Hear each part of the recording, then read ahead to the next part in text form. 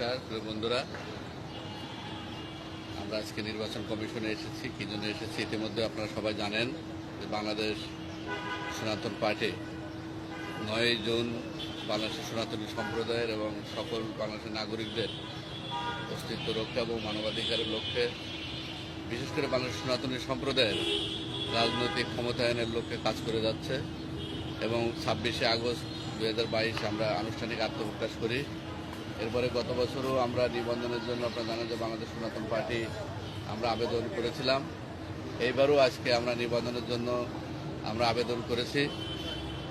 আজকে আমরা এখানে এসেছি। আমাদের মাঝে উপস্থিত ছিলেন আমাদের বাংলাদেশ সনাতন পার্টির মাননীয় সভাপতি আশিস কুমার দাস মহোদয়। আমাদের মাঝে উপস্থিত আছেন আমাদের প্রিয় অনিল সাধু।